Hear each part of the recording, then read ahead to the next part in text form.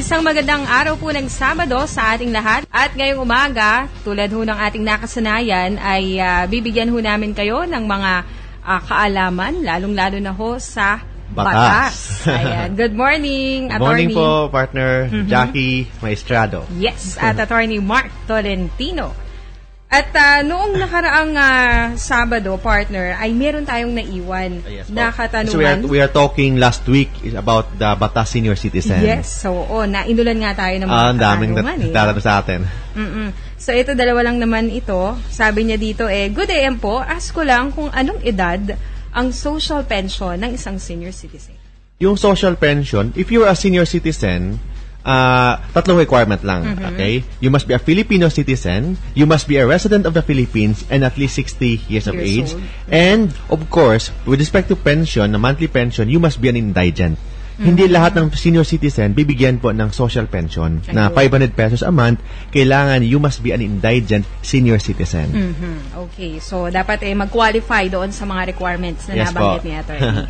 Eto pa, Attorney. Sabi niya, good day po, Attorney. I was actually born September 1954. Pero, doon sa LCR. Oh yes, Local Civil Registrar. A year after. So, kung 1954, 1955 siya. It means hindi pa siya 60 years old.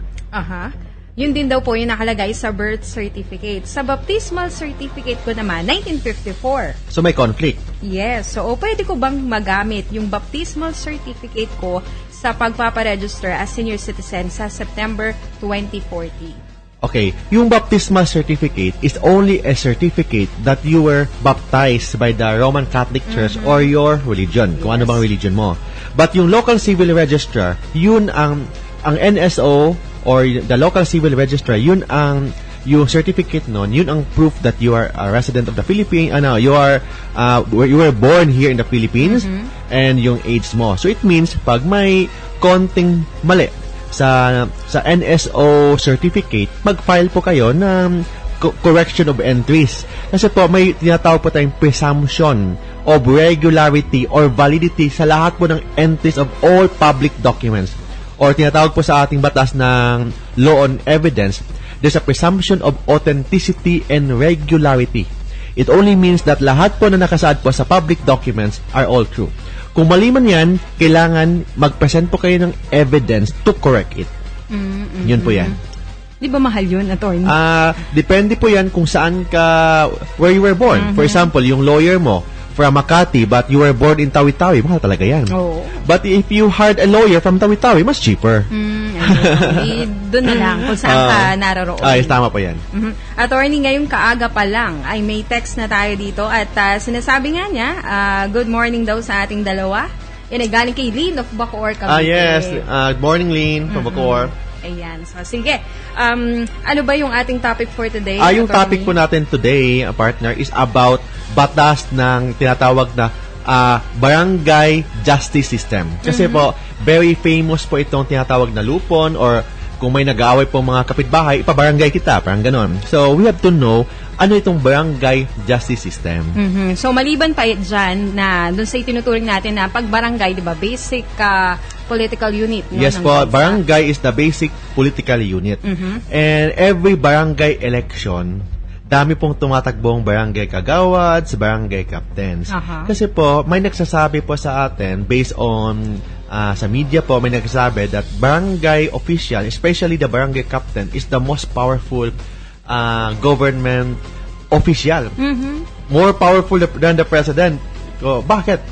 Kasi po, ang president po ng Pilipinas, ang power po niya is executive. It means, siya po yung chief executive officer po ng ating bayan, o ng ating bansa. Pag mayor naman, chief executive officer ng city or municipality. It means, yung primary obligation po ng mayor, primary obligation ng presidente, is to implement the law.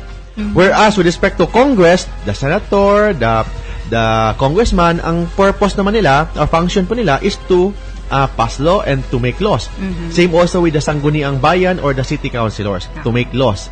Whereas, pag court naman, to interpret the law. So, it means may three branches of government po tayo. Pag sa barangay captain, mayroon pa siyang tinatawag na executive function. Ano pong executive function ng barangay captain? Kasi po, the barangay captain may obligation po to implement the law ng barangay.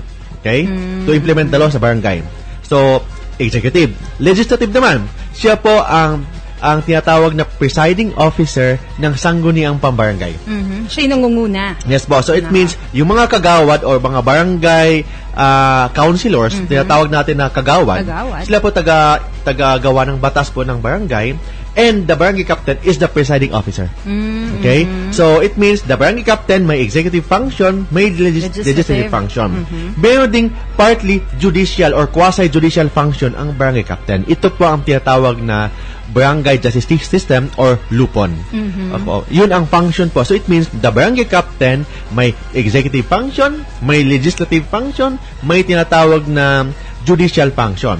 With respect to vice mayor, yung vice mayor, vice governor ng local government unit, they are the presiding officer ng sanggunian.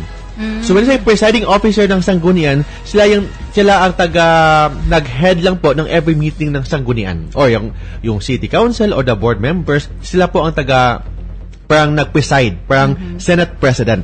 Okay?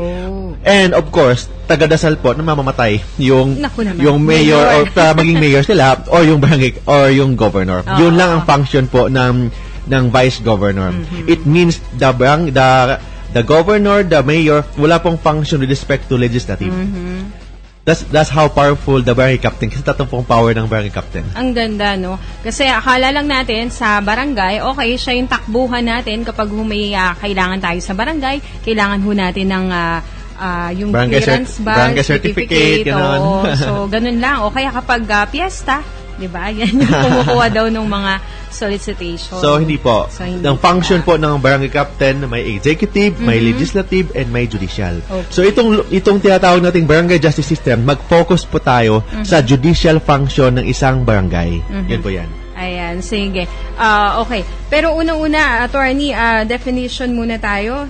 Pag sinabi bang barangay justice system, ano ibig sabihin? Yung barangay justice system, ito ang tinatawag na parang may judicial, quasi-judicial function ng isang barangay. But the lupon is not a court of justice. Hindi po siya korte. Okay? Ang purpose po ng lupong o lupong tagapamayapa, lupong tagapagasundo, ang purpose po niyan is mediation. Bakit may mediation po sa isang barangay?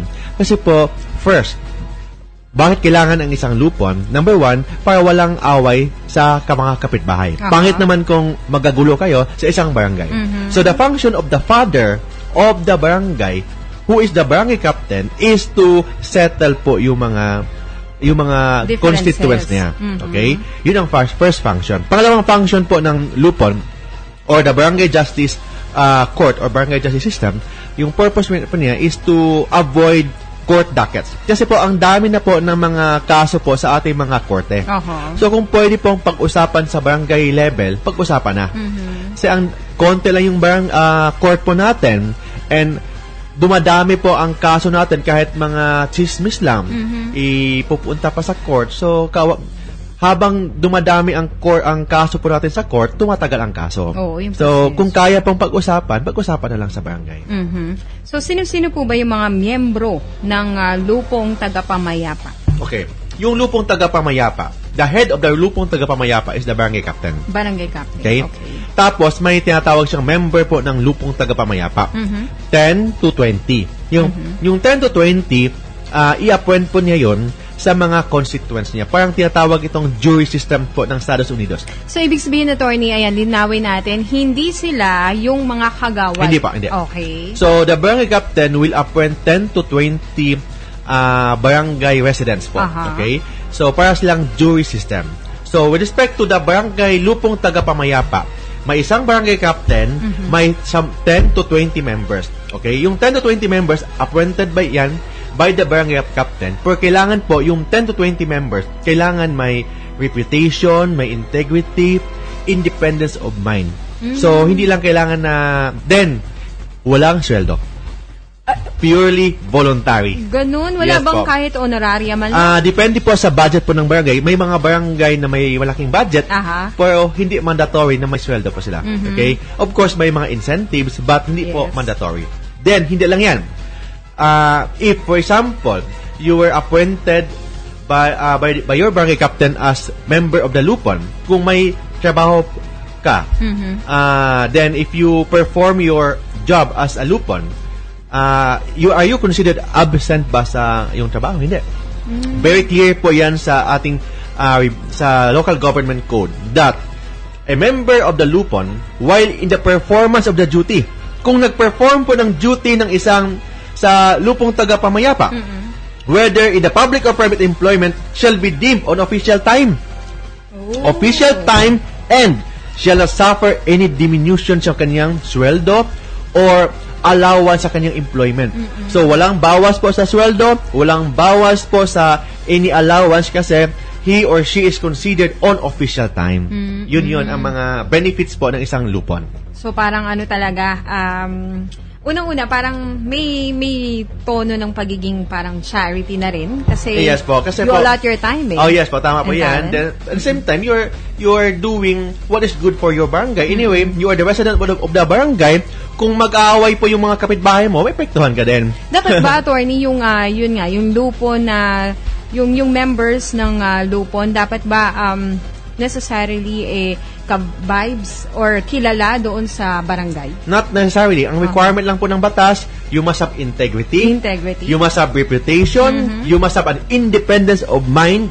And of course, hindi kailangan ng kapartido ng barangay. Anyway, as a rule, the barangay must be apolitical. May say apolitical, wala pong political parties po sa barangay. Unfortunately, yung practice po natin, yung mga barangay captain or yung mga barangay officials, ginagamit po ng ating mga politiko. But in our law, barangay officials should be apolitical. And say apolitical, kailangan hindi pa sila member ng any political parties. Okay, independent. Yes po, parang ganun, independence talaga. So, dun tayo sa basic function po ng lupong tagapamayapa. Okay, yung lupong tagapamayapa, exercise administrative supervision sa lahat ng mga mediation. So, it means, ang primary function po ng lupong tagapamayapa is mediation, conciliation. Anong difference po nung dalawa? Para lang yan. Conciliation, mediation, it only means settlement. Kung pwede kayong magkasundo. But, hindi po sila mismo ang mag-settle po ng mga parties involved. Okay? Kasi may tinatawag po tayong lupong tagapagasundo. Iba pa yun. Sa lupong tagapamayapa. Yung lupong tagapamayapa, one barangay captain and 10 to 20 members, sila po yung mag-supervise po sa mediation process po ng barangay. Okay? But yung lupong tagapagasundo, sila mismo ang mag-settle po ng parties involved.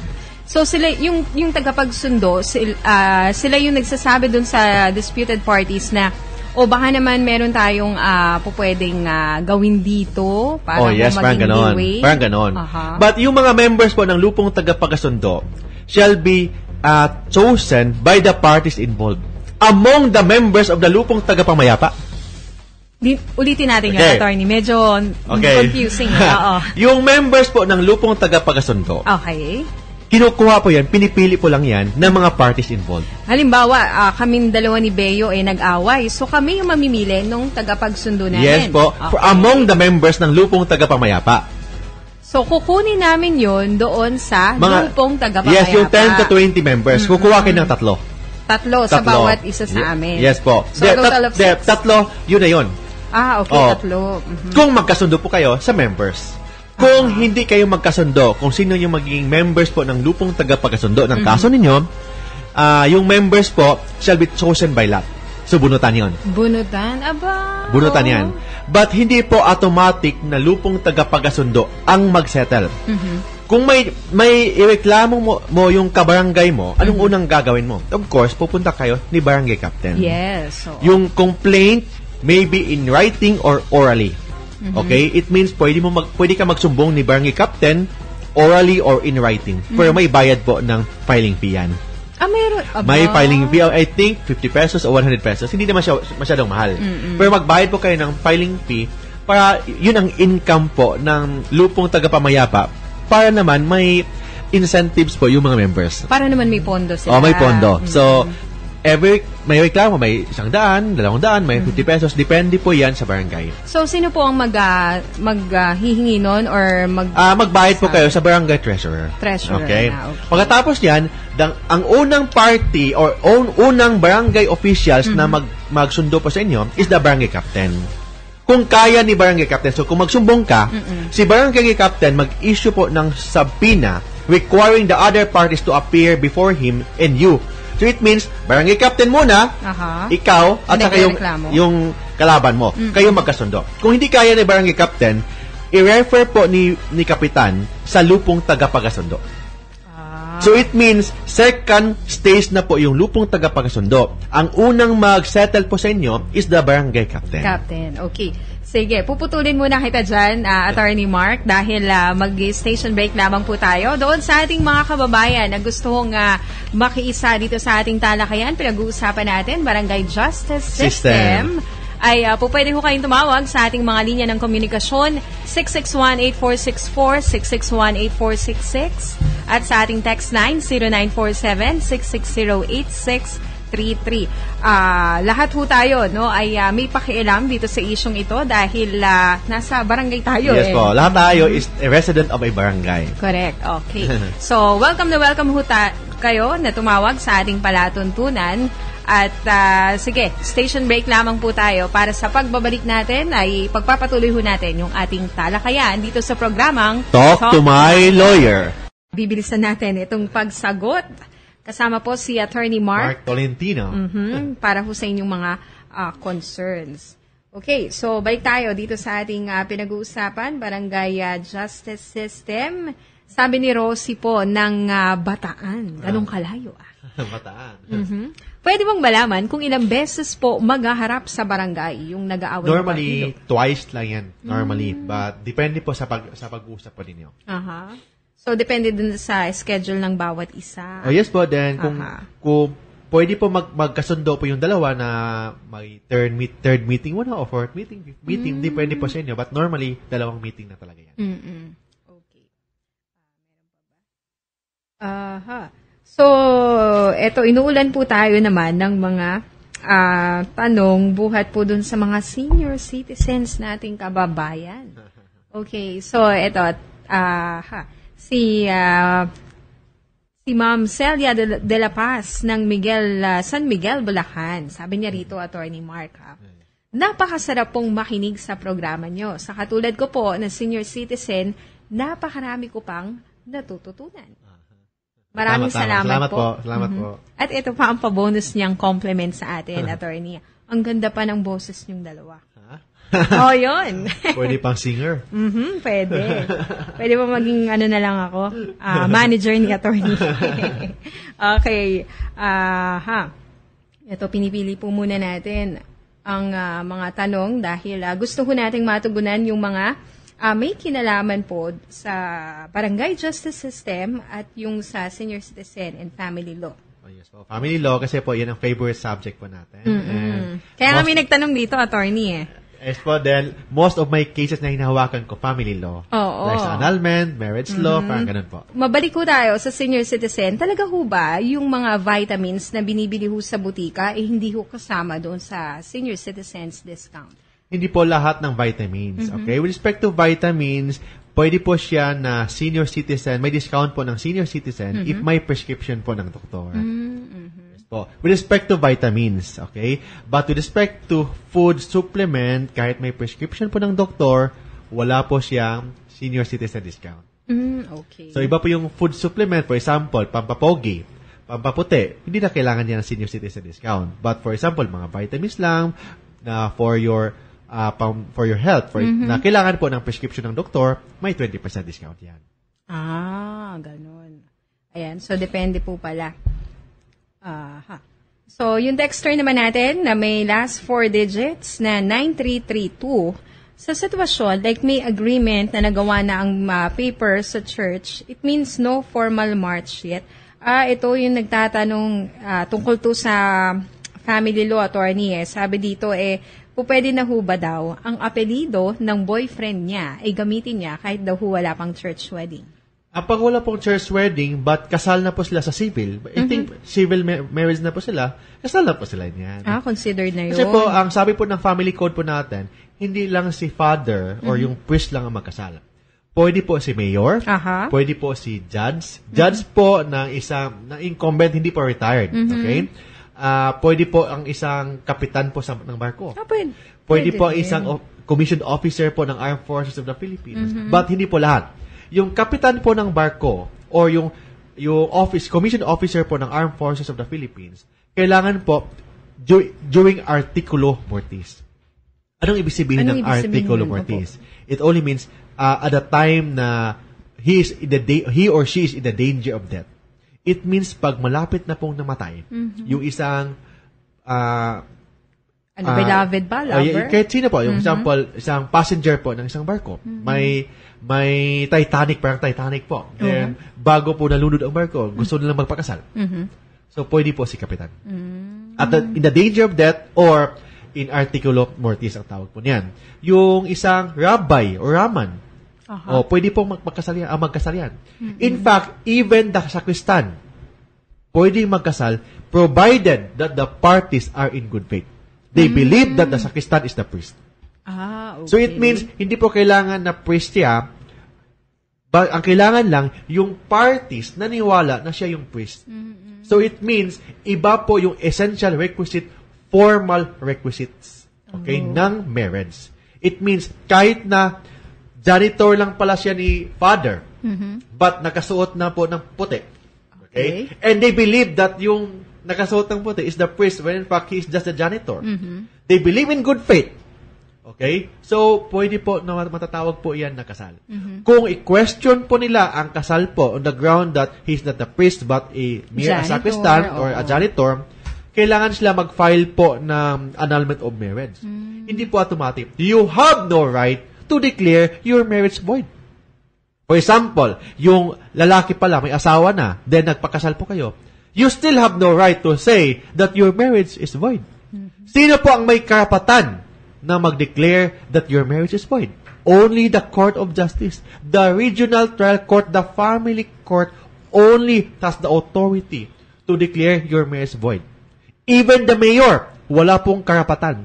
Yung mayor, may karapatan na magkasal sa inyo as a solemnizing officer, but he has no authority to nullify your marriage or to declare your marriage null and void. Only the Court of Justice. But, hindi po automatic na yung court po mag-declare po that your marriage is null and void. There must be presentation of evidence. Kailangan i-prove mo that your marriage is void. Why? Because marriage is a fundamental tinatawag po ng parang same with the barangay, is a fundamental institution ng ating society.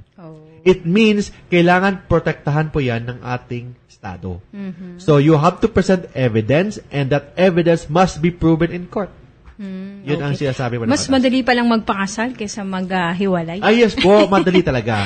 Kasi po, wala po tayong absolute divorce po sa Pilipinas. Kailangan lahat ng sinasabi mo, for example, may nagtatanong po sa akin sa Facebook page po sa akin na 20 years na po silang hiwalay. Expired na ba yung kasal nila? Hindi. Kahit na 30 years, 40 years kayong kasal, if naka-registered yan, kailangan na ipanalify yan sa court. Otherwise, pwede po kayong ma-demanda po ng bigamy. Okay, kulong yan. Or, hindi lang bigamy. Ang bigamy po kasi, nagpakasal po kayo, nakasal ka na. Bigamy yan. Pangalawa, pwede po kayong mademanda po kung babae po kayo, adultery. Or kung lalaki ka naman, concubinage. Maganda pong topic yan. Ano yung tinatawag na pangangaliwa? Magandang yung pangangaliwa ng isang babae, pangangaliwa ng isang lalaki. Iba ba yan dun sa biglang haliwa? Iba ba yan? Iba po yan. Po yung pangangaliwa kasi po may legal consequence po kasi sa pangangaliwa ng isang babae, iba ang pangangaliwa ng isang lalaki. Of course, mas strict po ang pangangaliwa ng isang babae, which magandang discussion po yan next Saturday. Ayan. So, ihandaan nyo po yung inyong mga tanong next Saturday. About pangangaliwa. Oo, pangangaliwa. Buti na lang right-handed ako. Iba pala yun. Joke po yun. Okay. Si Daniel Desierto ng Molino 4, Bacoora City, Cavite. Sabi niya rito, good morning po. Sa maganda at kapahipahinabang yung radio program para po sa sambayanan. Mabuhay ko kayo and more power sa inyo. Yes po. Thank you po. Thank you sa inspirasyon ho na binibigay nyo at isa pang message dito, Attorney. Pero sasagutin niya ni Attorney Mark matapos po ang ating station break. Bibigyan kita ng idea, Attorney. Sabi dito ni Victor Mendoza ng Barangay San Isidro, Cainta. Good day, sir. Sir Mark. Ano-ano po ba ang income ng barangay at saan po nanggagaling ang budget ng barangay? At pwede po ba pagkuhanan daw ng income ang barangay? Yes, Bob. Sige, babalikan. Okay. Puputulin po muna natin para po sa isang mahalagang patalastas buhat po sa ating himpilan. Ito po ang palatuntunang Talk to my lawyer. Tayo po nagbabalik sa ating palatuntunang Talk to my lawyer. Okay, so naputol natin kanina si Attorney, napakadami na hunyang na-share sa atin. Okay, so ano pa ba yung dapat malaman po ng halimbawa ay hindi na napagkasundo ng barangay chairman automatically? Okay. So yung unang step po natin is sa barangay captain stage muna. Okay. Kung hindi kaya ni barangay captain, i-refer po ni barangay captain sa isang lupong tagapagkasundo. So therefore, yung parties mamimili among the barangay lupong tagapamayapa. 3 members po yan. Kung hindi kung hindi po sila magkasundo kung sino maging member, kasi may minsan kamag-anak lang, kaibigan, kakosa, katropa, whatever. So, drawn by lots yan. Okay? Ang purpose naman nito is conciliation. So, it means kung ayaw mo makapagsundo sa kalaban mo, huwag ka nang mag-appear. Yun lang yan. Pero kung purpose mo is to settle, pupunta ka, mag-appear po kayo. Kasi po, may mga kaso po kasi sa court na hindi po aksyonan ng korte kung hindi po dadaan sa barangay. But hindi po lahat ng kaso. May mga kaso na hindi na kailangan, but as a rule, lahat po ng kaso kailangan idaan po sa barangay. Pwede bang i-specify po natin yung mga kaso na dapat bitbitin muna sa barangay? Ang sabi po ng batas, lahat. Lahat ng kaso, if the parties are resident of the same city.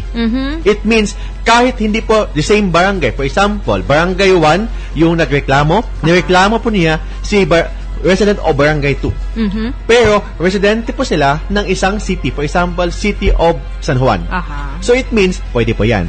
Pero kung ang nagreklamo is a barangay resident o barangay 1 of San Juan, and yung nireklamo niya is a resident o barangay 5 of Manila, hindi na kailangan.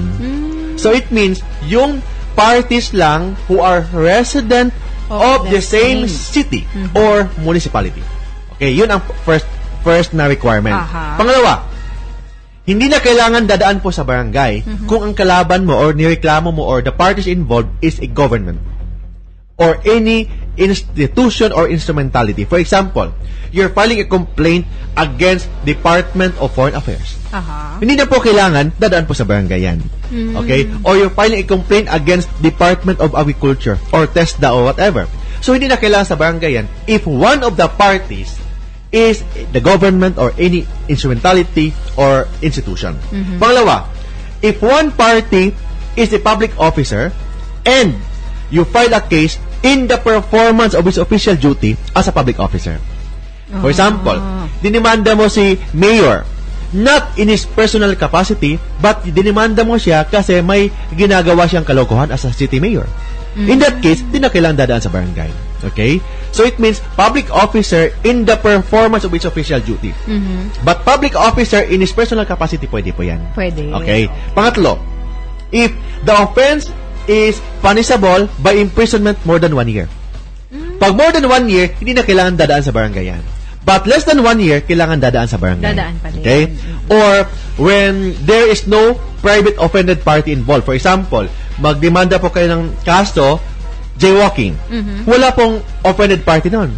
Kasi it's a malum prohibitum or tinatawag pong special law yan. So in that case, hindi na po dadaan sa barangay.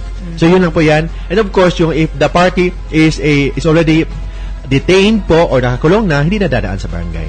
But as a rule, yung mga chismis lang, yung mga sabunutan or konting kaguluhan, dadaan po sa barangay yan. Okay, so, paano po, mahalaga ba, attorney, na nandun yung physical presence or appearance, participation ng mga disputing parties? Yes po. Kasi yung iba, hindi na ako pupunta dyan. As a rule, kailangan po personal appearance po. So, hindi po pwede na magdala po kayo ng abogado. Bawal pong abogado. As a rule. Sa barangay. Sa barangay, nakasaad po sa batas, bawal ang abogado. Kahit na yung abogado is your parent, your relative, or your cousin, your pinsan, hindi po pwede ang abogado. Bakit po? Bakit nga ba? Ang purpose po ng barangay, conciliation. Okay? Pag may abogado, yung conciliation, malabo na.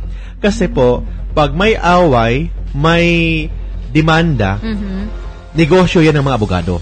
Magagastusan pa kayo? Oh yes, negosyo yan ng abogado. It means, pag may nag-away, negosyo yan. Income yan ng abogado. Same also with the doctors. Pag may sakit, may income ang mga doctors. Yes. So it means, pag sa barangay, pag may conciliation, wala nang kita ang abogado. So, ang ginagawa ng abogado, sorry po sa my brother and sister, lawyer brother and sister, as a rule, hindi po talaga nila pinagsundo yan. As a rule. Kasi po, that's why, nakalasad po sa batas, bawal ang abogado sa barangay. Yung pala, no? Kasi sinasabi nung ilan wala, may pambayad ako nagkataon, may abogado akong kaanak. Hindi po pwede ang abogado na mag-participate po sa barangay justice system. Kasi po, the primary function of the barangay justice system is mediation, settlement, yun ang kailangan. And of course, pag may abogado na, mas malabo, malabo na po yung settlement. Okay. Siguro bago tayo magpatuloy doon sa mga impormasyon na ibinibigay ho sa atin ni Attorney Mark, ay bigyan daan natin ito, Attorney. Text message sa atin, pero ayaw niyang magpakilala. Sabi niya, isang magandang umaga po sa inyong dalawa. Tanong ko lang, may konsihal dito sa amin, Pangulo pa ng Senior Citizen at Pangulo pa ng Samahan ng Kababaihan na pawang sa gobyerno nang gagaling ang pakinabang. So ano ba yung, meron ba hubang nalabag na alituntunin ng gobyerno at ano po yung dapat gawin? Ayan, di ko po nilagay ang pangalan ko dahil halos lahat dito ay fans daw ng ating istasyon. Yes po. So with respect to a barangay, if you're a barangay kagawad, of course, you can be an officer of any organization. Okay? If it is an NGO. But hindi po kayong pwede na maging presidente po ng Office of the Senior Citizen Affair. Kasi po, nakasaad po sa batas that if you are president of a Senior Citizen Affair, may sweldo po kayo. May salary grade po yan. So, may sweldo, double compensation. Bawal po yan. So, it means if you're a barangay official, you cannot be appointed in any government office. Pero, you can be elected in any organization. Wala pong bawal yan. Ang bawal lang, hindi po kayong pwede ma-employ in any government. Private, pwede po yan. But government, hindi po pwede. Hindi po pwede na ikaw isang kagawad ng isang barangay, same time, secretary po kayo ni mayor. Lalo na pag may salary grade po yan. Or it means pag may sweldo po galing sa government kasi bawal po ang double compensation. Okay, so yan. Malinaw po yun na hindi po pwedeng doble yung biyaya na nakukuha ninyo. Okay. So, sige. Balik tayo dito sa Barangay Justice System. Paano daw ho ba isettle ng lupon pag may legal inquiry na? Pag may legal issues, normally, ang ginagawa po ng lupon is to ask an assistance from the legal officer po. For example, yung barangay po dito sa San Juan or sa Manila, they will ask mostly yung lupon humingi po ng legal opinion po ng isang legal officer ng isang city. Okay? Kasi every city may legal officer. Okay? Kung wala namang legal officer, kasi may mga cities na nagtipid, ayaw nila mag-appoint ng isang legal officer kasi mahal daw yung abogado. So, ang ginagawa nila, humingi po sila ng assistance sa public prosecutor. Public prosecutor asking for legal advice.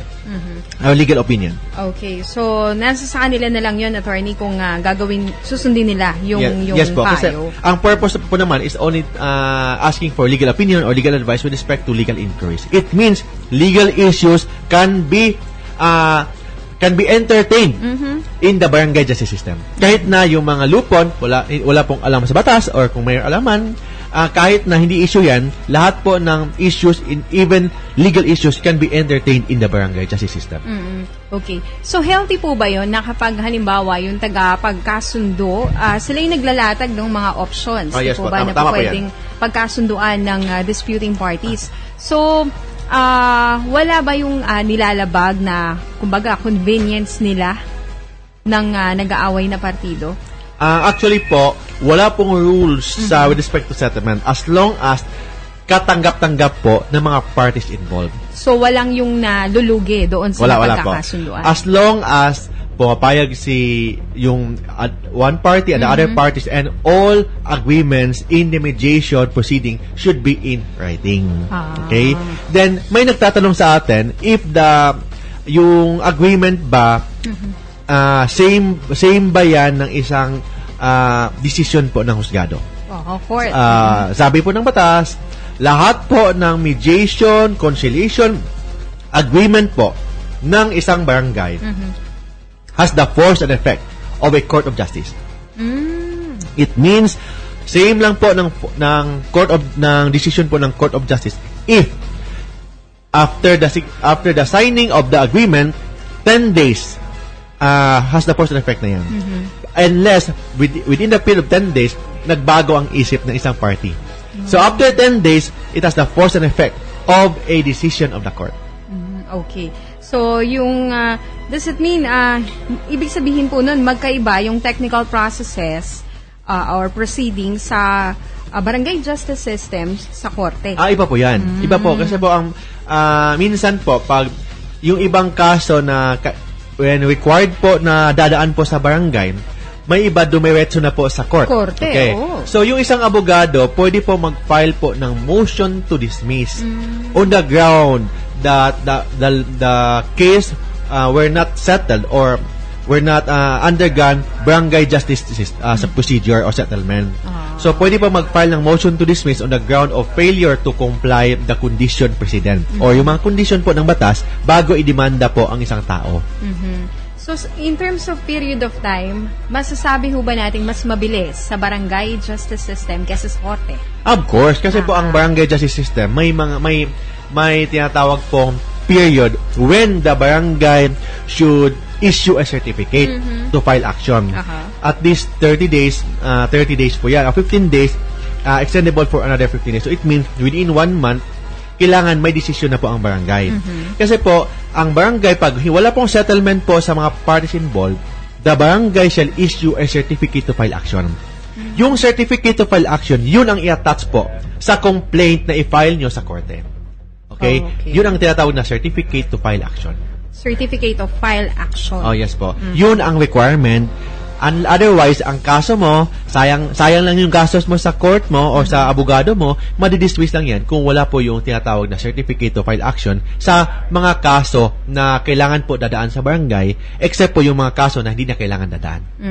Okay, so meron ba tayong mga katanungan dito at meron na rin po tayong mga comments buhat po sa ating mga texter. Babalikan po natin yan. Magaganda yung mga binabanggit nila dito. Makaraan po ang ilang paalala buhat sa ating himpilan. Ulitin ko lamang po yung mga text hotline na maaari po ninyong tawagan 661-8464, 661-8466 at sa 0947-660-8633. Huwag niyo pong kakalimutan yung inyong name and location. Magbabalik po ang programang Talk to My Lawyer. Discount po sa mga senior citizen. May senior citizen discount, 5% po yan ang citizen discount. But iba po yung 20% discount sa 5% special discount. Okay? Kasi po yung senior citizen 20% discount, yun ang may exempt po sa VAT. Okay? Pero yung hindi naman doon, may VAT po yan. But hindi lahat ng grocery items ang may tinatawag po na exempt na may tinatawag na 5% VAT discount. 5% senior citizen discount. Yung mga basic lang po.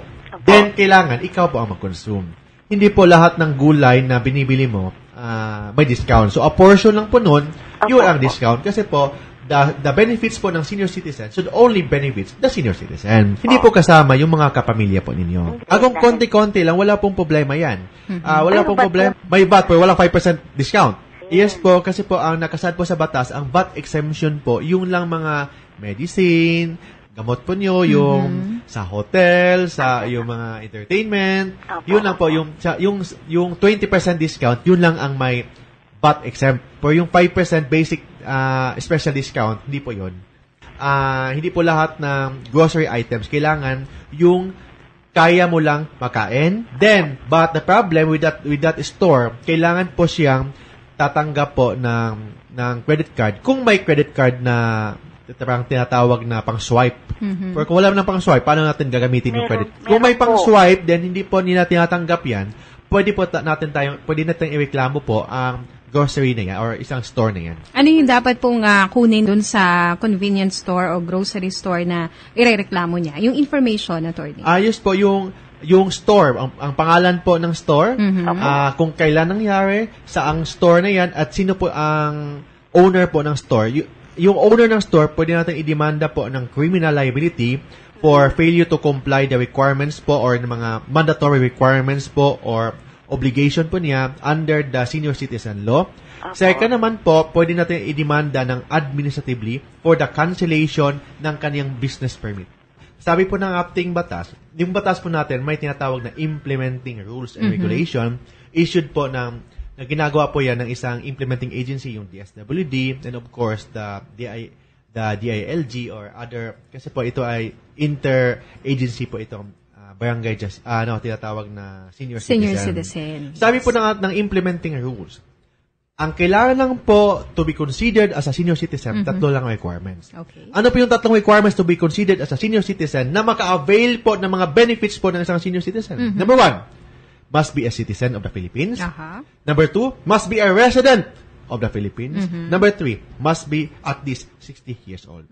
Hindi po kailangan ng mga tinatawag na mga ibang na yung ID ng senior citizen. Identification. Kasi po hindi naman kailangan. Number 1, of course, you have to present your card and of course the booklet. Yun ang mandatory requirement. Kung hindi naman, passport. Kasi ang passport, kailangan, pwede na i-prove yung pagiging citizen mo ng Pilipinas. May age doon eh. Yung age doon, or yung resident mo, pwede na. Or yung driver's license. Or ano pa ang mga iba? SSS, GSIS. Voters ID. Voters ID, postal ID. So, hindi kailangan ng isang ID ng senior citizen. Okay? Hindi not necessarily sa isang butika, even restaurants. Kasi po, kung mandatory lang ang mga ID na yan, ang mga booklet na yan, or authority, kung pinag-utos po ni senior citizen sa kanyang representative with a letter of authority. Pero kung siya mismo, kitang-kita naman na 60 years old na yan. Okay? Kitang-kita naman na isang Pilipino siya or resident po ng Pilipinas with a proof na government-issued ID, pwede na yan. Kung hindi susundin, there is a criminal liability. Okay? Of course, I discussed already last week ano yung mga criminal liability. And of course, hindi lang criminal liability, may civil liability and administrative liability pa ang butika at saka yung owner po ng butika. Ang daming liabilities. Pero paano nga yun, attorney, doon sa sitwasyon na si nanay, meron naman siyang senior citizen na ID, kaso nagkataon, hindi niya dala yung booklet. Worst. Kailangan yan na kailangan maka-avail pa rin siya ng senior citizen. Kasi very clear lang ang mata. So, hindi excuse yun. Hindi excuse. Hindi po kailangan, yung ID is only a proof. But it is not the requirement to prove that you are a senior citizen. Yung pagiging senior citizen mo, tatlo lang ang requirement.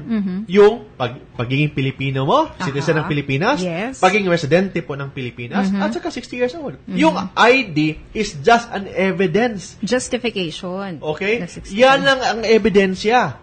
Okay? Kung hindi mapakita yung ID ng senior citizen, may ibang evidence naman. Okay? Basta tatlong requirements lang ang kinakailangan. Of course, yung mga ibang butika, they were taking advantage sa mga innocence ng mga kababayan po natin, mga senior citizen. But as a rule, tatlo lang po ang requirements. Iba po ang pagiging senior citizen sa evidence sa pagiging senior citizen. Iba po yan. Okay. Ganda nun. Sige, attorney. Doon nga pala sa ating mga kababayan po ay welcome na welcome po kayong tumawag sa atin, magtanong, lalo na kapag topics ay barangay justice system. Walang problema pa yan. And of course, family law, you can ask about annulment. Anytime yan, pwede kayong magtanong pa sa atin. Ayan, okay. So, balik tayo dun sa barangay justice system. Ano po ba yung mga subject matter na dapat pag-usapan sa barangay lupong tagapamayapa? Ang subject matter na pag-usapan po sa lupong tagapamayapa, lahat po dapat pag-usapan if yung parties are resident ng isang same cities or municipality, even different barangay. Okay? So, depende po yan kung saan magreklamo. At the choice po na nagreklamo. Pwede sa barangay niya o sa barangay po ng respondent. Okay? So, yun yan. Then, pwede siya magreklamo doon. Then, lahat po ng kaso, except po yung mga higher case. For example, tinatawag na murder, hindi na kailangan sa barangay yan. Okay? Rape, hindi na kailangan sa barangay. Yung mga minor cases lang, yung mga imprisonment, less than 1 year. Yung chismis, yung mga sapakan dyan, or slight physical injury, pwedeng ganon. Pero yung mga serious physical injury na, or homicide, hindi na kailangan yan. So, ano po yung batas naman na sumasakop kapag yung nag-aaway na partido ay nakatira sa iba't ibang barangay? But if the parties are resident of different barangay, but of the same city, covered po siya ng barangay justice system. But if the parties involved are resident of different barangay, of different city, hindi na kailangan dadaan po sa barangay. Okay, malinaw po yun. So, yung schedule naman po doon sa settlement ng barangay. O po yung settlement po ng barangay, basta ang procedure po, magbayad po kayo ng filing fee. After that, yung kaso nyo, i-meet po kayo ng barangay captain. So, the barangay captain will first settle sa inyo. Kung kaya po ni barangay captain. Kung wala talagang settlement, ang gagawin po ni barangay captain, i-refer po yan sa lupong tagapagkasundo. Okay? Yung lupong tagapagkasundo. So, yung parties involved, mamimili among the members of the lupong tagapamayapa. Okay? 10 to 20 yan. Pili po sila ng tatlo. Okay? Kung pwede silang pipili. Kung hindi sila magkasundo, kung sino po yung tatlo na yan, it shall be drawn by lots. Okay? So, tapos niyan, i-meet po sila ng lupong tagapagkasundo for settlement. Kung kaya pong i-settle, twice yan, more or less twice, 2 meetings yan. Kung kaya ipagkasundo, magkasundo. Pag nagkasundo na yan, may tinatawag na settlement agreement. Okay? Yung settlement agreement should be in writing. And it should be in the language na naintindihan po ng lahat ng parties. Okay? Then, pipirmahan po nila, yun na yun. So, yung perma na yan shall be considered as a decision of the court after 10 days kung hindi po nagbago ang isip po ng mga members or yung mga tinatawag po na hindi po nagbago ang isip ng mga parties involved. Kung nagbago, of course, pwedeng palitan yan. Speaking of pagbabago ng isip, pagkatapos ng magkasundo halimbawa sa lupon, nagkaroon nga po ng change of mind, ano po yung dapat na maging dahilan ng bawat isa? Of course, number 1, fraud. May panloloko or may violence or may intimidation or pinipilit po sila, may pananakot, of course, pwede po silang pwede po na baguhin yan. Yung repudiation shall be the sufficient basis for the issuance of the certificate to file action. Pag may pagbabago ang isip on the ground na may panloloko, may pananakot, ang barangay shall issue a certificate to file action. Okay. Then yung certificate to file action, yun ang i-attach po sa complaint po ninyo na i-file po sa barangay. It means yung barangay procedure, hindi po siya considered as a complaint lang sa court. Ang purpose lang yan, kung kayang isettle to avoid expenses and ang haba po ng trial proceeding sa court. Korte. So, kung kayang pag-usapan po sa barangay, pag-usapan na. So, yan yung nakikita nating practicality. One of the practicalities kapag na-settle na po sa barangay yung pag-aaway.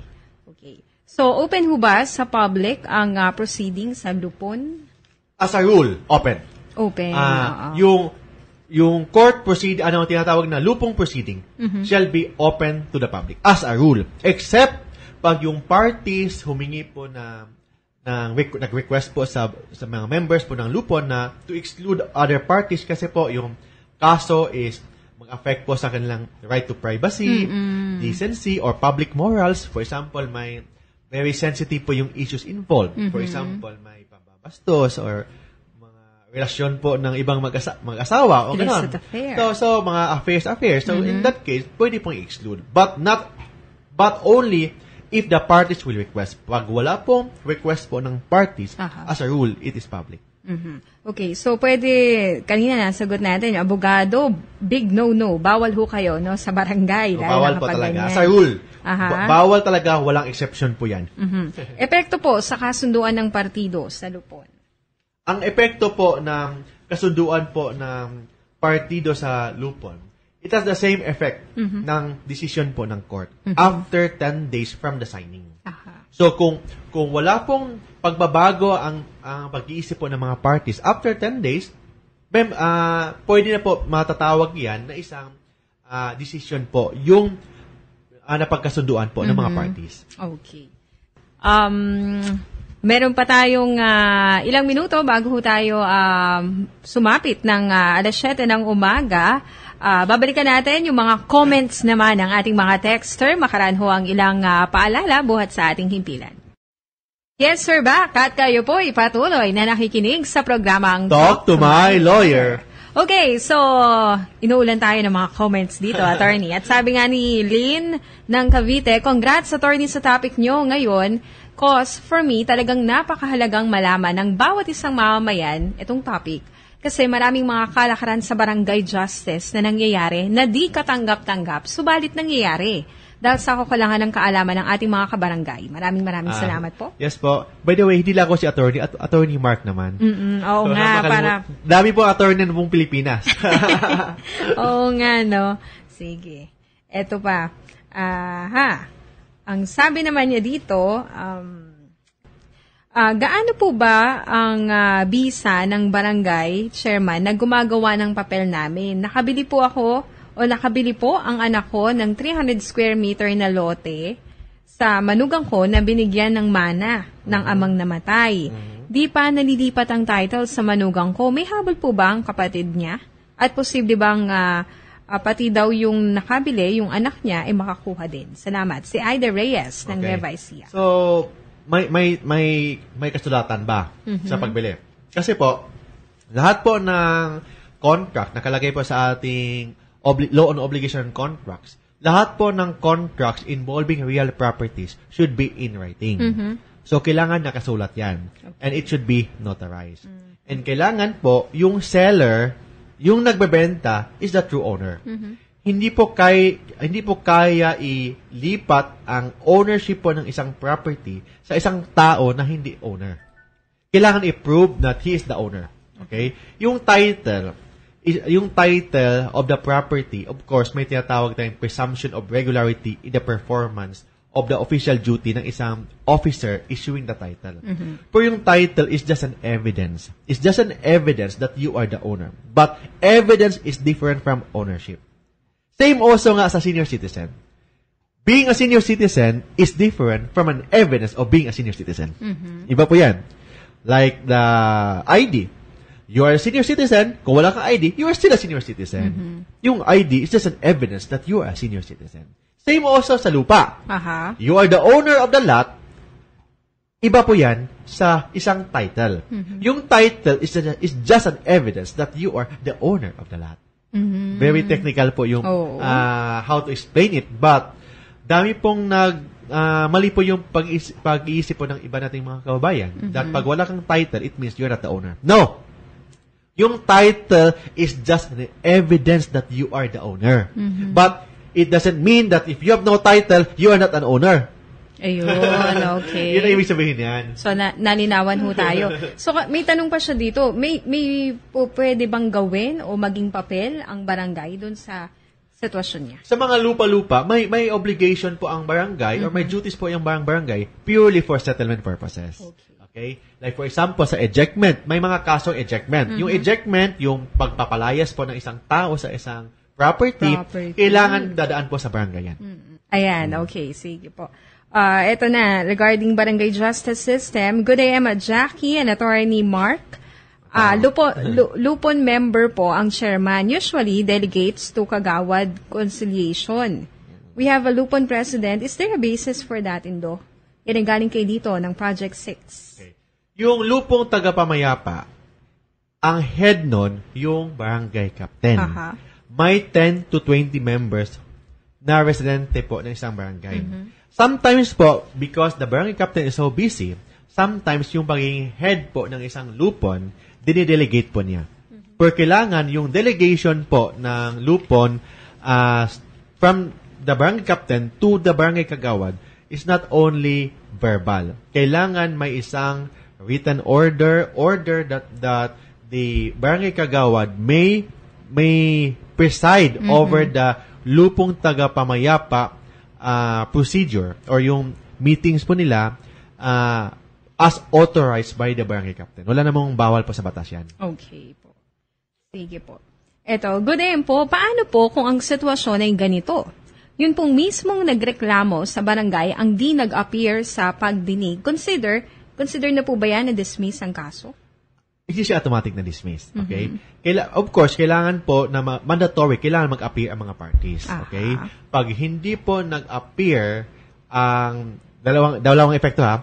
Pag hindi nag-appear po ang nagrereklamo, pwedeng i-dismiss yan on the ground of failure to prosecute. I repeat, failure to prosecute. Okay. So, kailangan mag-appear po ang nagreklamo.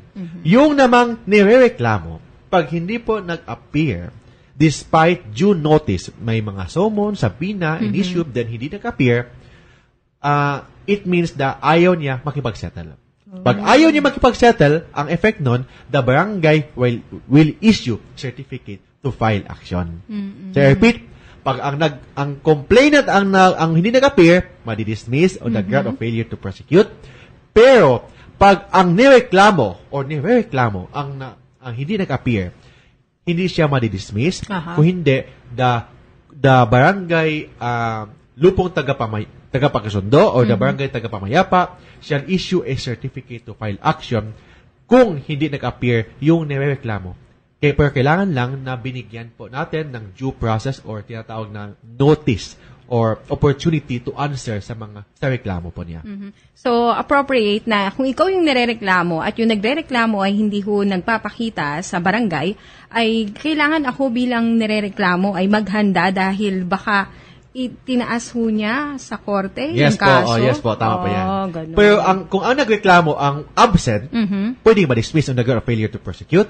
Pero pag ang nirereklamo ang hindi nag-appear, despite may notice sa kanya, maghanda siya kasi definitely the barangay officials will issue a certificate to file action. Okay. So, isa pang question bago ho tayo muling mag-station break. Ang bilis talaga. Ito. Good morning po, Attorney Mark. Itatanong ko lang po dito sa aming baryo ay may kapitbahay ako, member ng Lupon.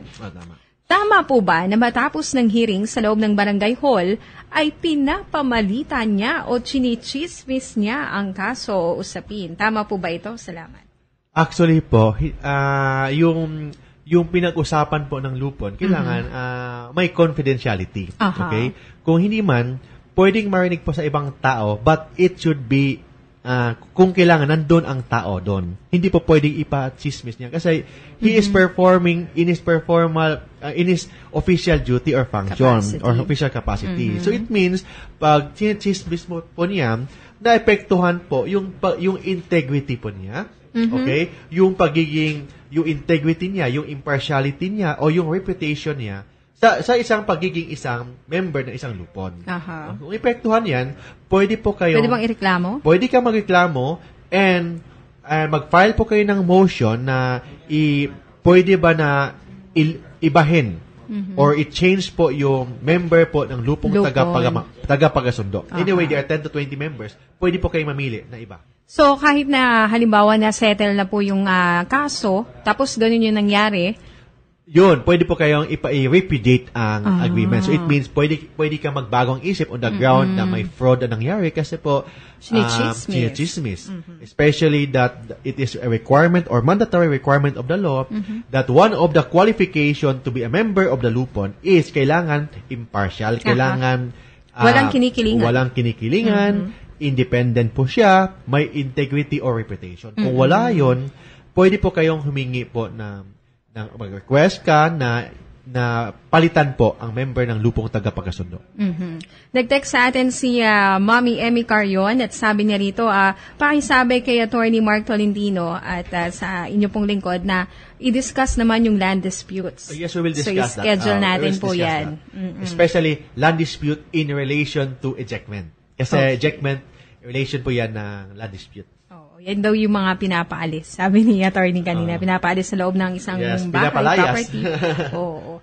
Okay, so 7:01 na po ng umaga, tayo muna yung magbibigay daan sa ating foreign exchange rate bulletin at sa ating traffic report. Diyan lamang ho kayo at magbabalik po ang programang Talk to my lawyer. At tayo po yung nagbabalik sa ating programa at meron pa tayong ilang minuto para ho itugunan yung inyong mga concerns. Okay, so balik tayo doon sa question ni Tatay Victor Mendoza ng Barangay San Isidro, Cainta. Una, ang tanong ho niya ano po ba, madami ata yun yung kita ng barangay, saan ho ito nanggagaling, yung budget din nila at pwedeng pagkuhanan daw ho ba ng income ang barangay? Yes po, ang barangay po kasi may share po sa internal revenue allotment. Yung IRA. So, okay. May share po yung barangay, may formula po niyan. Depende po sa laki po ng barangay, sa population, and of course the needs, okay? So may tinatawag na internal revenue allotment. Ang barangay din, pwede po may income with respect to barangay permits, okay? Income din yan. Or pwede po ang barangay mag-file po mag-pass po ng ordinance, tax ordinance. So yung mga tax ordinance, yun ang pwede pong pagkukunan ng budget po ng barangay.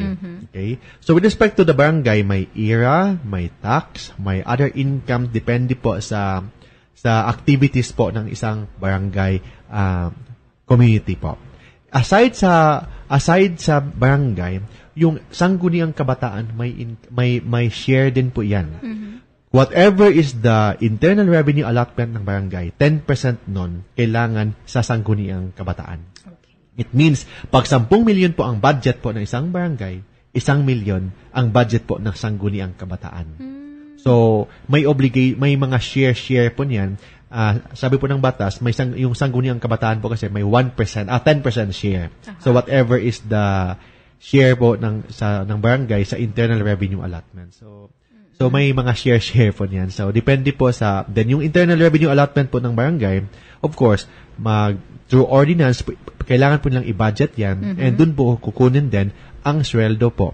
Actually, wala pong sweldo ang barangay captain o barangay kagawad, but may tinatawag silang allowance or honorarium. Ayun. Okay. So, ayan. Ito po, different barangay po in same city. Different barangay, same city, saan po pwedeng magreklamo sa barangay ng inirereklamo o sa barangay na nagrereklamo o sa barangay na kung saan nangyari ang kaso. Okay. Pag may same city but different barangay, as a rule, kailangan pwede po magreklamo po ang tinatawag na, ang nagrereklamo, for example, different respondent, any of the place of the respondent at the option po na nagreklamo. Okay. Kung isa lang respondent, doon po sa place po ng respondent. Alright. Sige, thank you po sa inyong pagtatanong. Magandang comment ito, Attorney. Good day po sa inyo, Attorney Mark at Jackie. Ganda ng programa nyo, informative and educational pa. Wow, thank you po. Sarap makinig talaga. Salamat po sa DWWW. May sense ang mga programa. Ang message na huna yan ay galing kay Mr. and Mrs. Moises Liwanag ng Gimba, Nueva Ecija. Ang layo. Oo, lalayo, no? Kanina may Bataan. Cainta, tapos ito, Nueva Ecija. Ito naman, yun pong kagawad na natalo, in-appoint ng kapitan ng Lupon. Wala po ang 1 taon, pwede ho ba yun? As a rule, ang kagawad po kasi, pwede pong i-appoint yan. Wala pong prohibition po sa batas about yan. But, depende po yan sa tinatawag na regulations ng DILG. Under the local government code, wala pong pagbabawal yan. Okay? But with respect to the implementing rules ng DILG, depende na po yan. Okay. Ayan, so depende. Good morning po, Attorney Mark. Ako po si Joey, taga Valenzuela City. Ask ko lang, kailangan pa ba dumaan sa barangay pag nag-file ka ng kaso ng utang worth 100,000? As a rule, pag ang utang mo is 100,000 below, may tinatawag tayong small claims. Okay. Yung small claims, i-download mo lang yung form dyan sa website ng Supreme Court. I-search mo doon sa Supreme Court website po nila, may tinatawag small claim. Yung form niya, i-download mo, i-print mo, fill upan mo lang yan, tapos i-file mo kung saan ka nakatira. Okay? So, doon mo i-file, may filing fee niyan, hindi na kailangan ng abogado. May konting hearing kung kinakailangan. Ito ang tinatawag na small claim. But with respect to barangay, pwede din kayong dumaan po sa barangay at your option. Okay? Except yung sinasabi ko na hindi na kinakailangan. But as a rule, lahat po ng kaso dadaan po sa barangay level. Depende po kung sa parties involved. Required lang yan pag yung parties living in the same barangay or different barangay but should reside in the same city. But kung hindi, pwede nang hindi dadaan sa barangay, pero pwede po kayo mag-file ng small claim para makatipid